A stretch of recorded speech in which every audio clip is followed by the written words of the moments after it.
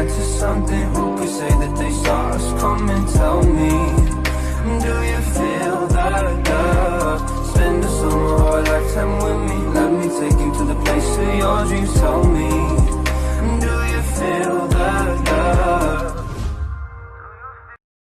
Hey, so this is my new way of doing things. I'm actually going to put as much effort as I can into these videos, so if you enjoyed this episode, please do like and consider subscribing. Anyways, we hit 4.5k. Wow, just words. If you guys have any video ideas, feel free to leave some in the comments. New videos will be coming. Currently making a crack on Titan 2. I enjoyed making the last one, but as I said earlier, I'm gonna put in effort. Enjoy face with tears of joy. If we just rotate you back into position. Oh, there we go. I just broke your back. No. I went down on myself. Ew.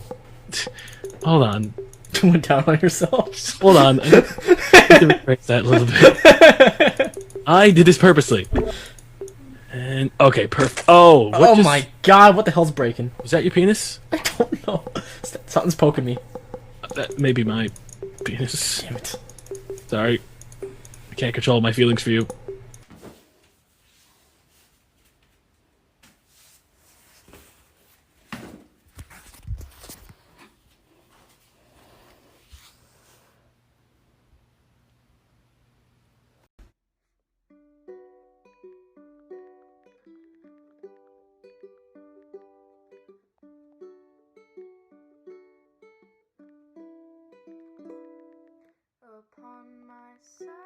The next morning after a tiring workday, I wanted nothing more but to have something warm to drink as the cold weather began setting in. It wouldn't be long before the temperature began dropping drastically. It was chilly enough for me to wear a thick sweater on that particular morning. When I ordered from Sasha once again and went over to my usual table, I was met with a certain Raven's face from across the cafe. He wasn't looking at me, so I made no effort to make myself noticed. That would be quite embarrassing. Last night, after meeting my brother's new girlfriend, work wasn't as entertaining, except the kids there were a pain. At points I don't even know why I did the job. I wonder what Levi works as. I didn't see his younger sister, but he rested his head on his palm as he flipped the page of the book he was reading. To think that he wore glasses, it was extraordinary. The black frame of the reading glasses seemed to complement the seriousness of his face. I switched my gaze down to the wood of the table. Clasping my hands around my coffee, I began thinking about choices that I've made in my life.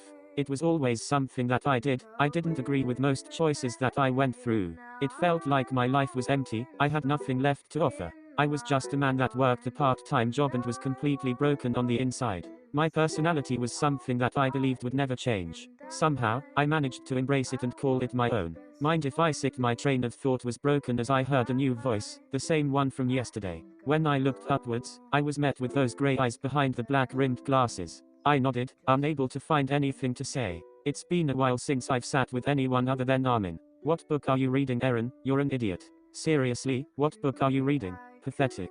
The voice in my head hissed at me as I simply glanced towards the cover. Dangerous Territories. A friend of mine recommended it to me. I'm almost done with it. I had heard of that book before. I believe Armin told me about it at some point. I was quite the reader as well, but it wasn't something I would have liked to openly state in front of anyone. Why are you here? I questioned, lifting up the warm cup to sip at my coffee as Levi leaned back in his chair. Getting comfortable, says the man that stared at me for more than 10 minutes. My jaw dropped. I hadn't realized that I had been staring for that long. A frown made its way onto my face and I took a long drink of the coffee before speaking. I apologize. I tend to zone out and not notice where I'm looking. Again, sorry if I creeped you out. To prove my point, I bowed my head a bit. When I met his eyes again, they didn't look empty nor hollow like mine always did. They were filled with different emotions. Many people probably scurried away from Levi if they saw his face, but I didn't mind at all. He was born with a serious face. Glaring was probably something he did daily until it became a habit. I bet that only Mikasa or his close friends could see how he really feels. TCH, it's fine. Don't ponder so much about it. Honestly, I pursued his lip before nodding, adjusting his glasses before returning his focus to reading the book. The corner of my mouth tilted upwards from the gesture, and I waved my hand to get his attention. That book more interesting than what I'm saying, I joked, watching as his eyes met mine with an emotion that his face didn't show. Joy. I would pay more attention to you if you said something worth listening. However, I'm at one of the good parts, so do me a favor and shut up please. I rested my face in my palm as I watched his eyes skim over the book. I began to zone out again before a gasp interrupted the silence. To hide his emotions, Levi practically slammed the book closed and stared blankly out the window, suddenly deep in thought. I assume there was a plot twist. His head shot over in my direction as he stood nearly excitedly and slipped into the wooden chair right behind me with his book. Flipping open the page to where he left off, he showed me the paragraph on where he left off, adjusting his glasses a bit. Look at this. He's been in love with the guy for near enough their first encounter. But then the other just got sexually assaulted by his friend because it was a life or death situation. Crazy, right? He questioned as my eyes read the paragraph over and over. I have to admit, it wasn't a plot twist I saw coming, so I felt a little left out on not knowing what this book was about. What about if he didn't actually love him? I shrugged. Steely eyes rolled as Levi shook his head. Bullshit. Raising a single eyebrow, I smirked and glanced at the violinist. I'll have to read the book. Anyways, where's Mikasa? I thought she'd be with you today as well. He hummed to let me know I was listening before responding. Well, Eren, she's 9 years old, so she goes to school. I have to pick her up from my mother's house and drop her off at school before coming here for breakfast and heading off to work. Yesterday she was with me because she had a dentist appointment and had to miss half of school, he explained, clasping his fingers together as he stared straight ahead. Oh, that makes sense. Instead of questioning the Raven about Mikasa, I decided on another question. Where do you work? To be particularly honest, I was expecting him to have a job like at a store or helping out with a friend at their job, or perhaps due to his attire he'd be working in an office. I definitely wasn't expecting him to say that he worked as a veteran with his annoying but brilliant friend, Hanji. You work with animals? I asked in disbelief, my jaw dropping. Obviously, there was nothing wrong with it, but I assumed that from the glares and looks he seemed to radiate, animals would be terrified to face him. Is that such an issue?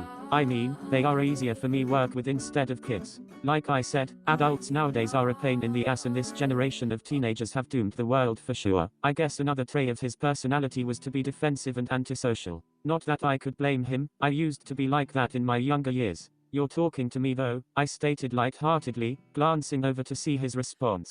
My mood dropped when I saw Levi's face twist in disgust while looking straight at me. I was honestly going to just excuse myself and go to work to get my mind off things. You're disgusting. My breathing stopped as my eyes widened at what he said. Do you wash that shirt? Surely you don't know how to iron it. It looks like you've worn it 60 times and still haven't washed it. Yes, I'm talking to you because I'd rather get to know a man instead of getting stared at the entire time that I'm here. What the hell? I thought he was gonna call me out, but then he insults how clean my shirt is. I just did laundry. What you should work on getting rid of that stuttering, brat. It's obviously not good for you, Levi acknowledged, turning his attention back to the book he was holding. Brat, you're rude, you know that, I muttered, leaning backwards in the chair as he simply raised an eyebrow. Really? I think I'm quite adorable. At that point, I couldn't escape laughter at all. My lips pursed before chuckles escaped me, chuckles slowly turning into a full-blown laugh.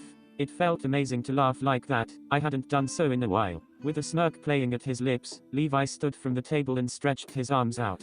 I assumed that he was leaving, so I finished up my coffee quickly so that I could walk with him. When we were outside, Levi shrugged on a jacket that he had brought with him. Only then I noticed how small he actually was. Since my full growth, I've been standing at 6 feet 1 in height. This man could not have been more than 5 feet tall. I had to visibly turn my chin down to simply see him. If you don't mind me asking, how tall are you? I'm 5 feet 3. Geez, it's getting really cold. He mainly murmured that last part for himself, but I proceeded to speak. That explains the shortness. Unfortunately, I had a habit of speaking my mind, so when his glare shifted over to me, I cowered away. I'm not short, he began. I'm fun-sized, bite-sized, vertically efficient for my own needs, adorable, amazing, and way closer to hell than you are, so I'll drag you down with me. That got dark really fast. I still can't believe you work with kids, I remarked, chuckling as we crossed the street to get to the parking lot. For once, the weather was bearable. Dark grey skies were still present, but it wasn't raining. I have a soft spot for kids. I assume you saw that with Mikasa yesterday. I spoil her all the time, he sighed. That's good. It's better to have an older brother that loves you than one that doesn't. Levi nodded in agreement as we stood in the beginning of the parking lot. Our cars must have been in different places, because his body began turning into the opposite direction in which I needed to go. I go this way. It was nice talking to you. I bowed my head, watching as the Raven did the same. The pleasure was all mine. I'll be back tomorrow. Save me a seat, okay? I know it gets a little crowded near the weekday. Maybe I could even let you read that book. I nodded. All right, goodbye Levi, and let's hope. With an acknowledgement to my name, he turned on his heel and strides away. I stared for a second before returning to my own car. As I drove away, I smirked at how I had misjudged him. I thought he'd be super rude or something, but I knew for a fact that he was much more than that. It was the first time that I had a decent conversation with him, yet I felt like I'd known him for a while. Don't judge a book by its cover, Eren. My mother's voice rang in my head as I grinned to myself. Yes, don't judge a cover indeed.